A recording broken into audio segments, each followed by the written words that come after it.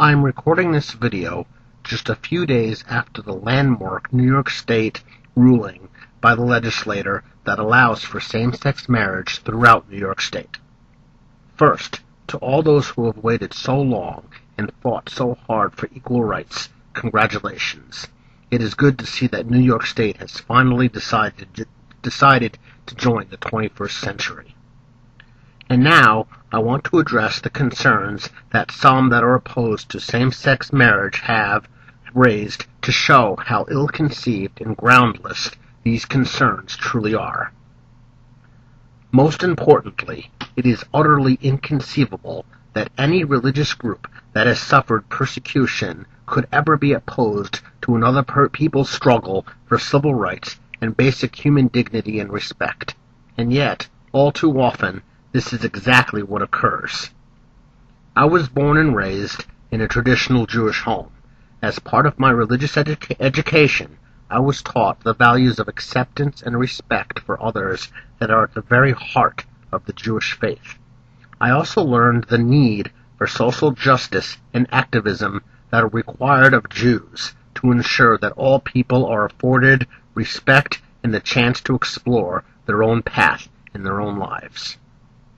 Sadly, as part of my Jewish education, I was also exposed to the horrors of the Nazi Holocaust against the Jews that occurred during World War II.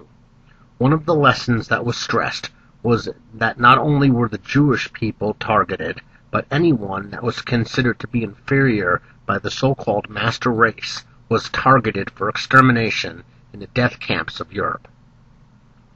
Given this history, it is bewildering to me how any Jew could take an active role in denying the rights of any other people. And yet, many right-wing Jewish groups, such as the Jewish Task Force, sometimes known as the JTF, and others continue to protest against gay marriage, as if all of civilization will collapse based on the love that one human being has towards another. This fear and anger is based on what is considered to be a prohibition in the Bible that, quote, man shall not lie with man and woman not with woman, unquote. I have great respect for the Bible and the teachings that it contains. I also respect the fact that there are people that believe that the Bible is the true Word of God. And if these people choose not to respect gay rights in their own homes and places of worship, I find that very sad, but they do have that right. However, this right to believe in their interpretation of the Bible must end within their own community. No group of people has the right to impose their own moral values on others unless there is a direct threat to society as a whole. In the case of gay rights, there is absolutely no threat at all to culture as a whole. This is one of the most ridiculous and untrue statements that I have ever heard.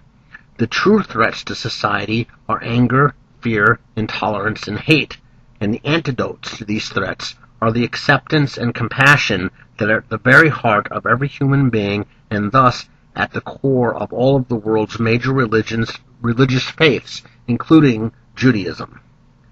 And yet those who scream about anti-Semitism and the evils of those who would destroy the Jews also scream at the top of their lungs about taking the rights away of innocent people who just want to live their lives in a safe, happy, and productive way.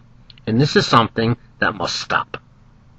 As with every culture and religion, most people of the Jewish faith are just regular people who are accepting and supportive of the rights of others and concerned with social justice. I hope that the people that listen to this realize this and do not consider all Jews to be bigots and anti-gay, etc., for this cannot be further from the truth.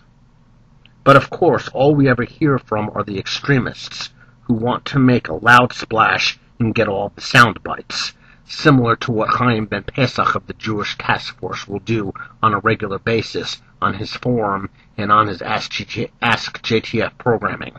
This is something that must change, and Jews must take an active role in cleaning up their own house. Certainly, there are other ethnic and religious groups who have suffered hideous tragedies and continue to suffer terrible injustices to this very day.